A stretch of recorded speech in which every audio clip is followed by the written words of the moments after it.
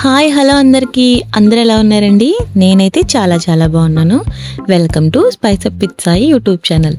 ఈరోజైతే అమ్మవారికి నైవేద్యంగా పెట్టే పరమాన్నాన్ని అయితే ఎలా చేసుకోవాలో చూద్దాం. చాలా ఈజీగా టేస్టీగా అయితే ఉంటుంది. రెసిపీ చూసేద్దాం. ఛానల్ సబ్స్క్రైబ్ చేసుకొని వచ్చేయండి. ముందుగా గిన్నెలోకి అయితే ఒక కప్పు వరకు బియ్యం అయితే తీసుకోవాలి. బియ్యం అయితే నీట్గా 3-4 టైమ్స్ అయితే వాష్ చేసుకోవాలి. ఇందులోకి ఒక కప్పుకి 2 కప్పుల చొప్పున వాటర్ అయితే వేసుకోవాలి. నేను ఒక కప్పు బియ్యం వేసాను కాబట్టి 2 కప్పులు వేస్తున్నాను. వేసుకొని స్టవ్ మీద పెట్టుకొని ఉడికించుకోవాలి. మధ్య మధ్యలో కలుపుకుంటూ అన్నం వండినట్టయితే ఉడికించుకోవాలి మెత్తగా అయ్యే వరకు. వాటర్ అంతా ఇంకిపోయి అన్నం అయితే ఇలా ఉడికిపోయే వరకు మెత్తగా ఉడికించుకోవాలి. ఇందులోకి 2 కప్పుల వరకు పాలైతే వేసుకోవాలి. నేను అన్నీ ఒకే కప్పుతో కొలత అయితే తీసుకున్నానండి. కొలత తీసుకొని అన్నీ ఒకేలా వేసుకుంటే టేస్ట్ అనేది కరెక్ట్గా వస్తుంది. పాలు వేసుకొని దగ్గరికి అయ్యే వరకు అయితే బాగా ఉడికించుకోవాలి. మధ్య మధ్యలో గరిట పెట్టి కలుపుతూ అయితే ఉడికించుకోవాలి, లేదంటే అడగట్టేస్తుంది.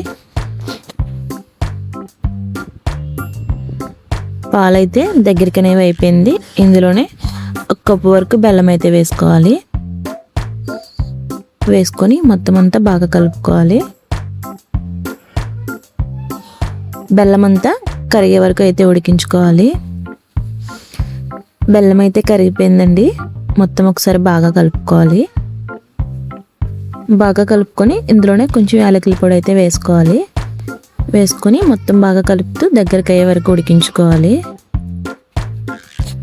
పరమాన్నం అయితే ఉడికిపోయింది. మొత్తం ఒకసారి బాగా కలుపుకొని స్టవ్ మీద తీసి పక్కన పెట్టేసుకోవాలి. ఇంకో కళాయి పెట్టుకొని అందులో కొంచెం నెయ్యి అయితే వేసుకోవాలి.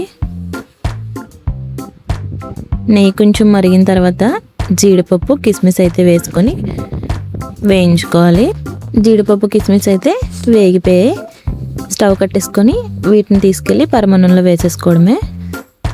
అంతేనండి, ఎంతో కమ్మటి పరమాన్నం అయితే రెడీ. అమ్మవారికి నైవేద్యంగా పెట్టి వేడివేడిగా తింటే చాలా బాగుంటుంది. నచ్చితే ఒకసారి మీరు కూడా ట్రై చేయండి. ఎలా వచ్చిందో కామెంట్ చేయండి. వీడియో లైక్ చేసి ఛానల్ సబ్స్క్రైబ్ చేయడం మర్చిపోకండి. నేను చేసే మరిన్ని వంటలు మీ దాకా రావాలంటే ఛానల్ని లైక్ చేసి సబ్స్క్రైబ్ చేసుకోండి.